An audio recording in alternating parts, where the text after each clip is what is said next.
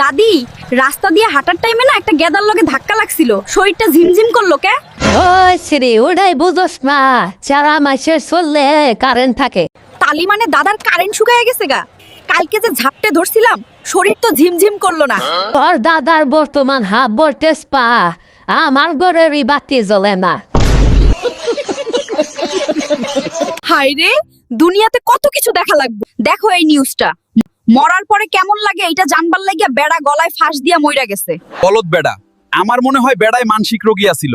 এইটা জানুনের লেগে ফাঁস দেওয়ার কি দরকার? বিয়া করলেই তো হইতো। ঠিক কইছো। তোরবার ভাত আর আমি খামু না। আরে ভাত খাইবে না, রুটি বানাই দিমু তোমারে। আরে তোর লগে আর আমি সংসার করমু না। আরে সংসার না করলে কি হইছে, লাগলে দোকান করবো আমরা। আরে তোর লগে আর আমি থাকমু না। আরে আমি নিচে থাকবো, তুমি উপরে থাকবানি। ছাইরা বুঝে না, তোর ভাতও আমি খামু না, তোর সংসারও করমু না। এই যে গেলাম গা বাইরের বাড়ি।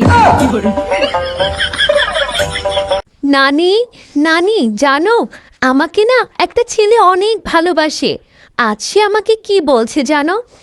সে শুধু আমার মন চায়, দেহ না। ও যেই কথা কইছে তার মনে হয় মেশিন নষ্ট। পড়ালেখা না কইরা এনে শুয়ে আরাম করতেছ। পড়ালেখা করলে কি হইব? পড়ালেখা করলে তো অনেক বড় চাকরি করতে পারবি। চাকরি করলে আমার কি হবে? চাকরি করলে তো সব কাজ কাম কাজের লোকেরা করে দিব। তো তখন আমি কি করব? তখন শুয়ে শুয়ে আরাম করবি। তো এখন আমি কি করতাছি? পায়ের জুতা হোক বা আপন মানুষ হোক, যদি সেটা আপনাকে ব্যথা দেয় তাহলে তখনই পরিবর্তন করুন। বলেন কি? ওটা আপনার সাইজের না।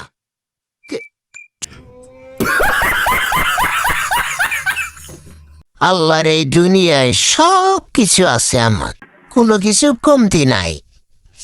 টাকা পয়সা, ব্যাংক ব্যালেন্স, বাড়ি গাড়ি, ধন সম্পদ সব কিছু আছে আমার, কিন্তু সমস্যাটা হইল কই আছে হেরে জানি না। আমার কসম খেয়ে বলেন, আজকে থেকে বিড়ি সিগারেট মদ কিছুই খাবেন না। আজকে থেকে বিড়ি সিগারেট মদ কিছুই খাবো না। গাজার কথা তো কইলো না, তার মানে হ্যাঁ চাই যে আজকে থেকে গাজার খাই।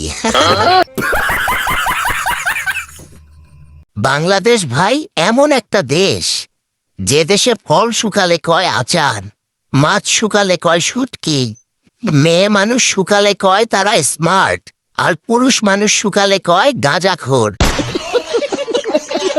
ভাইয়া, স্কুলে আমাকে একটা মেয়ে চুপি চুপি দেখতো। হ্যাঁ তো, আজ সে আমাকে দেখে 500 টাকা নিছে। কেন? ডাক্তার হয়ে গেছো তো ভাইয়া?